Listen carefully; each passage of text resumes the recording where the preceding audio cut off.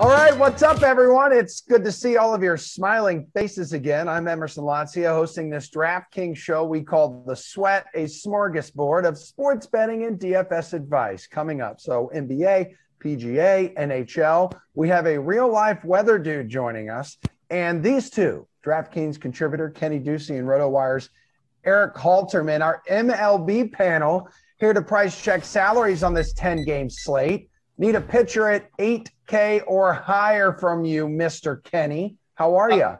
I'm doing so well today, Emerson. It is not even funny. I really like Gerrit Cole here. You know, it's just hard for me to pay up for a lot of these guys. Even a guy like Zach Wheeler's in kind of a suspect spot for me. If I'm going to spend money, I'm going to spend it all, baby. And I'm going to go with Gerrit Cole. He's top 3% in strikeout rate this year. Over 40% of the hitters that he's facing are striking out. That is just absolutely outrageous. And he's coupled that with a walk rate under 2%. It is just really ridiculous how good he's been on those ratios. And when you're playing fantasy baseball, those are the ratios you want. So, the guy's matchup proof, and it really doesn't even matter, that he's playing a Tampa Bay offense that has given him problems in the past. But Tampa Bay is kind of slumping at the plate. You know, the fact that they didn't score too much against Jordan Montgomery last night at the Trop shows me a lot. They've kind of had some sporadic offense. They've had some big innings over the last few games, but nothing really sustained. So I think the Yankees have a good chance of winning here because that offense has been great. So Gerrit Cole should get a win, a lot of strikeouts, and a big night. Okay, Erik, hook me up with your pitcher who's going to cost at least $8K. Yeah, that Gerrit Cole guy is pretty good, but I'm going to go with Danny Duffy, who is not Gerrit Cole, but he is maybe the mid-2010s version of Danny Duffy again, which is a pretty good pitcher. He's at 8,900. He gets a big boost from playing the Tigers, who are last in scoring, 3.4 runs per game, second last in WRC+, that's a mark of 80, which, for reference, that is Kevin Plawecki's career WRC+, so it's a full team of Kevin Plawecki's. Not a very tough assignment for Duffy here. His 1.26 ERA isn't going to hold, but the ERA estimators like him. 2.43 FIP, 3.71 xFIP. Both of those are career bests. His strikeout rate of 28% is a career high, and he's walking just 7% of opposing batters, which is his best mark in a few years. And it's all backed by a jump in velocity, up a tick and a half to 93.7 miles per hour on the fastball. So I think he's a guy that has been forgotten the past couple of years because he wasn't that good, but he's been pretty good in the past, and he looks pretty good again now, and it's got a very easy matchup. All right, Erik, who is your hitter over 5K? Do tell. We're going to go with Giancarlo Stanton at 5,500. When he's healthy, which he is now, there's a case that he's, best hitter in the game, top 3, top 5. The only reason he goes so much lower in season-long leagues is you don't know how many games you're getting him for, but for daily purposes, we know we're getting him tonight, and he's going to get the platoon advantage against the bulk guy for the Rays tonight, Ryan Yarbrough, who is fine, but nobody we should be scared to use good hitters against, especially because he's fine mostly because he doesn't walk guys. He doesn't really strike people out, and he gives up a lot of contact in the air. At least this year, his ground ball rate is down to just 33.9%. And again, there's few hitters better than Stanton when he's on, and he's on now. Over his last 16 games or so, he's been absolutely crushing the ball, and really all year. He's hitting 293, expected batting average of 285 backs that up. He's striking out less than almost ever, 25.7%. It's the second best mark of his career, and he absolutely crushes it. 98.8 mile per hour average exit velocity. Nobody but Aaron Judge is within 3.5 miles per hour of that. So it's a great time to use Stanton whenever he's healthy, and he's healthy now, so go for it. Yeah. Young Kenneth, what about you, dude? Yeah, I'm going to go with a kind of an off-the-board pick here because normally we talk about guys we're going to pay up for. We're not talking about catchers.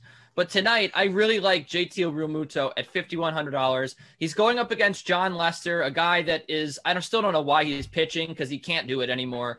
You saw a little bit of regression set in his last start, and I think that we're going to continue to see John Lester take a backslide. A guy like JT Realmuto, he's top 5% in the league in expected batting average. Want to talk about batting average, by the way, 4 for 10 lifetime off of John Lester with 2 home runs. So I think that he has a great matchup against John Lester. He hits lefties pretty well. Lester's been knocked around. He's a lot of hard contact he's given up in the last 2 years, especially this season. And the thing about this game is that I think that the Phillies are going to score a lot of runs. And I also just like the fact that John Lester doesn't strike anybody out anymore. So there's going to be a lot of the bat put on the ball. We've seen the Phillies at time this year get really, really handicapped by the fact that they can't put the bat on the baseball. So a guy that doesn't pitch, the guy that pitches a contact like John Lester is a great matchup for them. And I do think that we'll see a lot of these Phillies bats break out. Even a guy like Rhys Hoskins will start to get some hits here in this game. So I think that JT Realmuto will be right in the middle of a lot of goodness tonight. And I like him at $5,100. Deuce, take me down a notch here. A hitter in the 4 to 5K range now. It's going to be a total homer play here, Emerson, but I do have to take Luke Voit right now at $4,900. I know that it's expensive, but the main reason that I'm taking him is because I just don't think anybody in the world is going to pay for Luke Voit in his first game back. But, I mean, he did pick up some hits in his rehab assignment in Scranton. He had 7 hits in 5 games. And this is a guy that's going to be in the middle of this Yankees lineup. This is a Yankees lineup that over the last 2 weeks has been one of the best in baseball. You know, those days that we were talking about, the Yankees can't hit, those are in the past. Luke Voit should be locked into like the 3rd or 4th spot in this lineup. And I think this is a team that's going to score a lot of runs tonight against this Rays bullpen. And I just like this spot a lot. Again, this is a guy, probably one of the most important hitters to the Yankees, one of their best home run hitters. I really think that he can pop a home run here. I mean, again, there's not much to not like about the guy. He did have 3 home runs in his rehab assignment. So why can't he come into the majors and hit a home run off of Ryan Yarbrough? I think it's very possible. I like Luke Voit here at $4,900. Erik, who do you like in this price range? I do like Voit. He was my backup if my top pick was taken here, which is Jared Walsh at 4,600.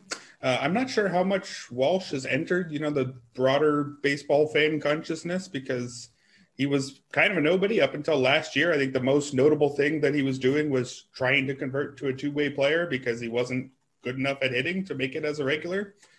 But all of a sudden, he's definitely good enough hitting, and I think he is for real. He broke out last year, slugged .646, which trailed only Juan Soto among players with at least 100 plate appearances. And he combined that with a 13.9% strikeout rate, which is well below league average. That kind of power and contact combo is rare, and he hasn't quite kept it up this year, but he's not all that far off. He's slugging .579. His strikeout rate is still below average at 21.6%. He's also starting to take walks because I think pitchers recognize that he's actually good.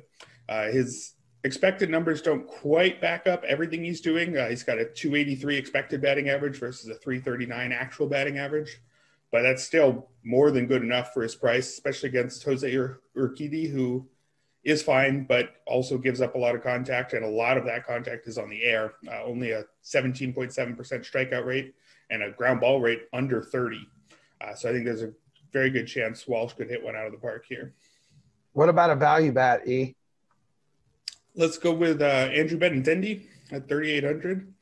He definitely in previous years wasn't sitting in this range. It's understandable that he's down here after, a couple of down years, including very bad numbers at a very short sample last year.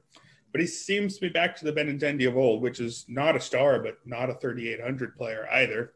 And especially over his last 16 games, he's been on a roll, a 999 OPS over that stretch, hitting .275, which is exactly backed up by his expected batting average. His slugging under 400, but his expected slugging, according to StatCast, is .438, which again, not a star, but more than a 3,800 level player. He'll get the platoon advantage against Casey Mize, who does have 2 straight quality starts, but just 9 strikeouts against 7 walks over those starts suggests that he's not really pitching all that well. He doesn't strike people out. He does at least keep the ball on the ground, but I think he's not at all scary. And I think Benintendi is a lot better than a sub 4,000 player these days. Kenny, save us some money with the wood, dude.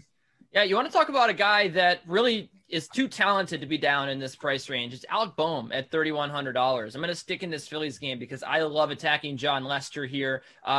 Could be a great guy, but I just want to attack him from a fantasy perspective. That's what I'm going to do with Alec Bohm here. Joe Girardi seems hell-bent on keeping this guy in the 5th spot in the order. And as long as that's the case, there should be a lot of runs scored here. There should be a lot of men on base for him. Bohm's got 3 hits in his last 3 games. You look back to the beginning of the week, he had those 2 big games one against Brandon Woodruff, one against Charlie Morton. So I do think that there's a lot of potential here for Bohm. And, Erik likes to look at those expected stats, those StatCast stats. Alec Bohm, for his whole career, this 2-year career, he's always hit the ball super, super hard and super well. So I think that this is a guy that's just ready to break out. He's had a couple of good games in his last 4. And I think that he continues to stay hot here in the middle of a Phillies lineup that should rake against a really bad pitcher in John Lester. And he's got the splits advantage here. Just before we wrap up, let's go over to the DK Sportsbook real quick. Which baseball bet tickles your fancy? Yeah, so, I know that we're going to have a whole weather thing here, and that's fine. Yeah. Some people bet on the weather, and I'm not one of them, okay? I've been known to take totals when the wind's blowing in. So tonight I'm going to do it again. The wind is blowing in Houston, 16 miles an hour. Everyone's freaking out. They're saying, I'll take the under 8.5. No, you want to take the over 8.5. Why? Well, you always want to fade Jose Urquidy. That's number one. He absolutely stinks. He can't get anybody out. He pitches to contact. And this Angels team, which is really hot right now, is going to just continue to rack up the hits. Taylor Ward, eat your heart out, okay? The other thing, though, is I'm not just going to blind fade Urquidy and take the Angels, because I can't ignore that the Astros have been really, really good of late at the plate. One of the best, actually the best offense in baseball by WRC Plus over the last week. And they hit lefties really well. Top 5 against lefties, top 2 against fastballs, which is what Heaney leans on. So all the things in the world point to the Astros scoring runs here. I know Urquidy is going to give up some runs. I think this total is a little too low. Death by singles. Give me the over. Eric, what about you, man? I'm going to go with the Brewers over the Cardinals, and I'm actually going to do Brewers minus 1.5 over Cardinals because that pushes the line all the way to plus 130. I think spotting the Cardinals a 1.5. I don't think that gives the Brewers – it's an implied chance of 43.5%.